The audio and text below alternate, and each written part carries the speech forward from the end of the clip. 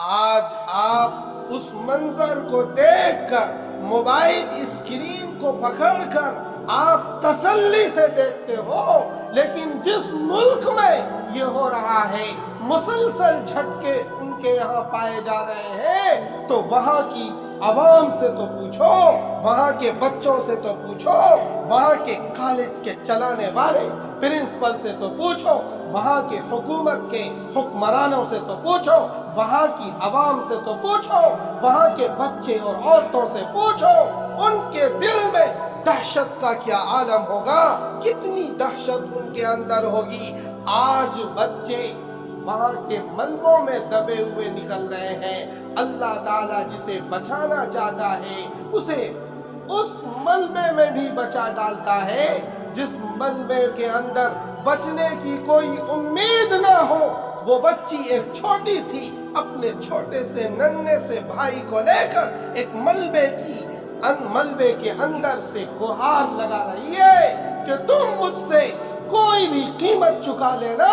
لیکن مجھے باہر تو نکالو، میری جان تو بچاؤ۔ آج اسکرین پر دلی کی عوام دیکھ کر اسے ایک سائیڈ میں رکھتی ہے، ایک مرتبہ بھی استغفر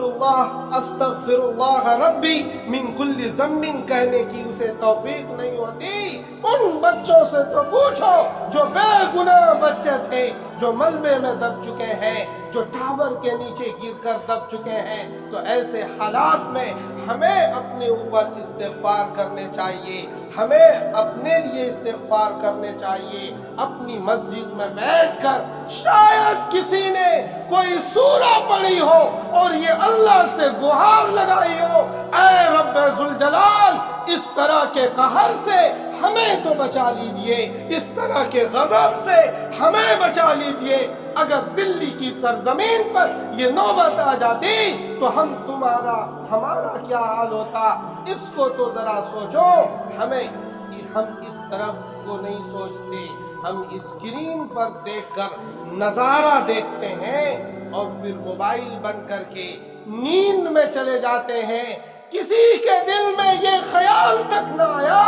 5 دن سے زیادہ ہو گئے مسجد میں نمازیوں کی تعداد تک نہ بڑھی۔ اتنی جرأت ہے اے ایمان والو کہ تمہارے سامنے 40 سیکنڈ میں ٹاور کا ٹاور تہس نہس ہوتا ہوا تم نے اپنی نگاہوں سے دیکھا، تم نے اپنی نگاہوں سے دیکھا کہ صرف گنتی کے 40 سیکنڈ میں اللہ تعالیٰ نے بڑے بڑے ٹاور کو، جس پر انجینئر کو غرور تھا، جس پر حکومت کو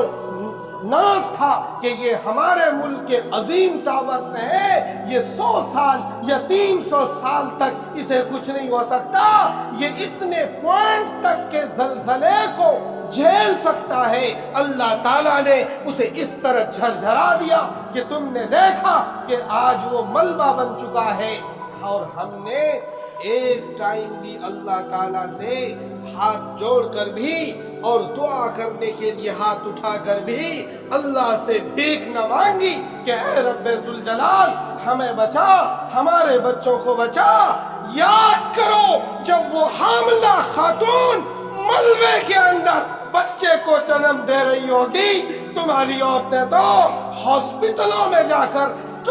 ڈاکٹر کے ٹریٹمنٹ میں رہتی ہیں، تب تم بے چین ہوتے ہو، تب تم بے چین ہوتے ہو۔ یاد کرو ان عورتوں کو، سینکڑوں کی تعداد میں جو خواتین ہوں گی ان میں سے بعض حاملہ خواتین بھی ہوں گی اور تھی، آج وہ خاتون مر چکی ہے، اللہ ان کی مغفرت فرمائے۔ لیکن اس کی چھوٹی سی بچی جو نومولود تھی آج بھی وہ ہاسپٹلائز ہے اور وہ زندہ ہے۔ تو میرے بھائیوں سمجھنے کی ضرورت ہے کہ اس طرح کے اللہ تعالیٰ کی طرف سے جو یہ آفتیں آتی ہیں، ان آفتوں کے پیچھے کہیں ہمارے گناہوں کی وجہ سے تو